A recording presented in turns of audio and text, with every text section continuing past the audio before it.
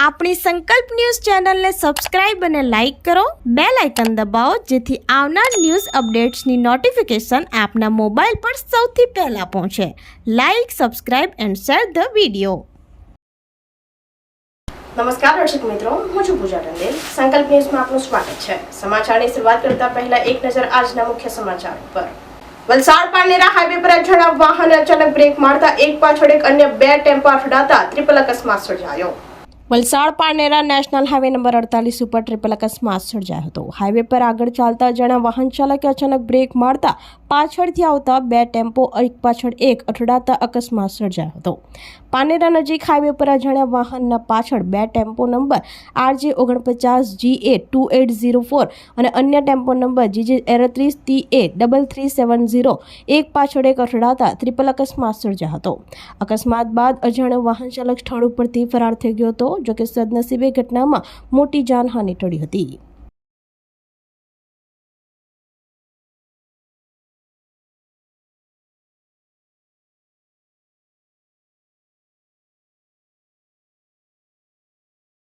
સેલવાસની thermocol ફેક્ટરીમાં આવેલ pickup ટેમ્પાના નીચે ઇલેક્ટ્રિક કેબલ અડી જતા અચાનક આગ લાગતા દોડધામ. પોલીસ ફાયર ફાઈટરની ટીમ દોડી આવી આગને કાબૂમાં લેતા મોટી દુર્ઘટના બનતા ટળી. સેલવાસમાં 66 kV સબસ્ટેશન નજીક રિંગ રોડ ઉપર થર્મોકોલ ફેક્ટરીની બહાર પાર્ક કરેલ પિકઅપ ટેમ્પામાં અચાનક આગ લાગતા દોડધામ મચી જવા પામી હતી. અહેવાલો અનુસાર માલ લોડ કરવા આવેલ માટે એક પિકઅપ ટેમ્પા થર્મોકોલ ફેક્ટરીમાં પહોંચ્યું હતું. ફેક્ટરી પરિસરની નજીક એક ખુલ્લી ઇલેક્ટ્રિક કેબલ કપાયેલી પડી હતી. વાહનનું ટાયર કેબલના સંપર્કમાં આવતાની સાથે જ તે ફસાઈ ગયું હતું. ડ્રાઈવરે તેને આગળ વધારવા માટે વાહન ચાલુ કર્યું તે ક્ષણે પરિણામે ઘર્ષણથી શોર્ટ સર્કિટ થયો, જેના કારણે પિકઅપ ગાડીમાં અચાનક આગ ભડકી ઉઠી હતી. ઘટનાની જાણ પોલીસ અને ફાયર ફાઈટરોને થતાં સ્થળ ઉપર દોડી આવ્યા અને આગ ઉપર કાબુ મેળવતા સ્થાનિકોએ રાહતનો શ્વાસ લીધો હતો. સદનસીબે ઘટનામાં મોટી દુર્ઘટના બનતા ટળી હતી.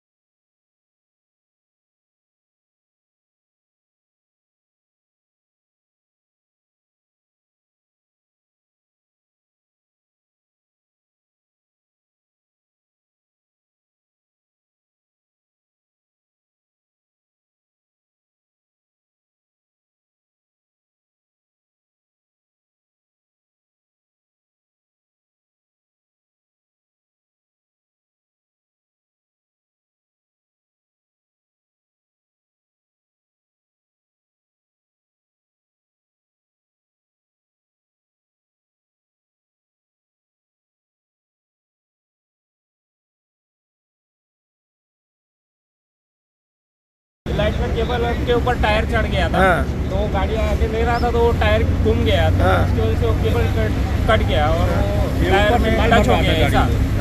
वो टायर में टच होके टायर में आग पकड़ गया। फिर इस तरह से पूरा टेम्पो में आग पकड़. गाड़ी लगाए, वायर सेटिंग हो गया कुछ, केबल सेटिंग हो गया, वायर लग गया, आग वायर सेटिंग से लग गया वायर.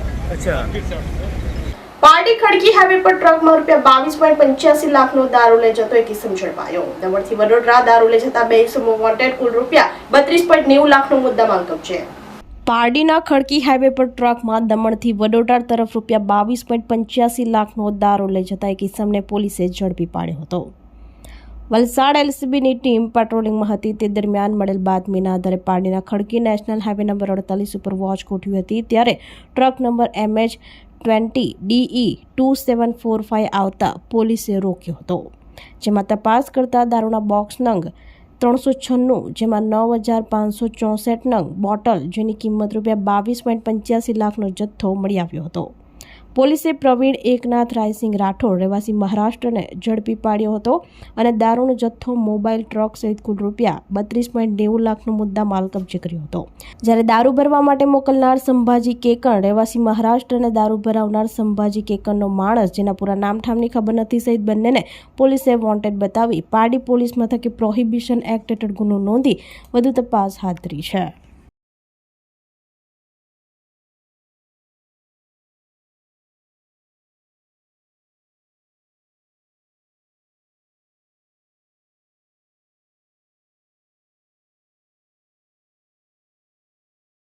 નાના પોંઢા કપરાડા મામલતદાર મારફતે રાષ્ટ્રપતિને ગૌવંશ સંરક્ષણ અને સંવર્ધન મુદ્દે આવેદનપત્ર આપ્યું. ગૌવંશનું સંરક્ષણ માત્ર ધાર્મિક નહીં પરંતુ સાંસ્કૃતિક, આર્થિક અને પર્યાવરણીય દ્રષ્ટિએ પણ અત્યંત જરૂરી હોવાનું જણાવતા ગૌરક્ષકો નાના પોંઢા અને કપરાડા મામલતદાર મારફતે દેશના મહામહિમ રાષ્ટ્રપતિને ગૌવંશ સંરક્ષણ અને સંવર્ધન મુદ્દે આવેદનપત્ર પાઠવવામાં આવ્યું હતું. ગૌ સન્માન આહ્વાન અભિયાન અંતર્ગત સંત સમાજ, ગૌ સેવકો અને નાગરિકો દ્વારા રજૂ કરાયેલા આવેદનમાં ભારતીય સંવિધાનના અનુચ્છેદ 48 અને 51 AG અનુસાર દેશી ગૌવંશને રાષ્ટ્રમાતા અથવા રાષ્ટ્ર આરાધ્યનો સંવૈધાનિક દરજ્જો આપવાની માંગ ઉઠાવવામાં આવી છે. આવેદનમાં કેન્દ્ર સરકાર દ્વારા અલગ અલગ કેન્દ્રીય ગૌ સેવા મંત્રાલય રચવાની તેમજ સમગ્ર દેશમાં ગૌ સંરક્ષણ માટે એક સમાન કડક કાયદો અમલમાં મૂકવાની માંગ કરવામાં આવી છે. ગૌવંશની તસ્કરી અને ગેરકાયદેસર કતલને સંજ્ઞ અને બિનજામીનપાત્ર ગુનો જાહેર કરવાની પણ માંગ કરવામાં આવી છે. રજૂઆતમાં જણાવાયું છે કે ગાય ભારતીય સંસ્કૃતિ, કૃષિ અને ગ્રામ્ય અર્થતંત્રનું મહત્વપૂર્ણ કેન્દ્ર છે. રાસાયણિક ખેતીના વધતા પ્રભાવ વચ્ચે ગૌ આધારિત પ્રાકૃતિક ખેતીને પ્રોત્સાહન આપવાની જરૂરિયાત પર ભાર મુકાયો છે.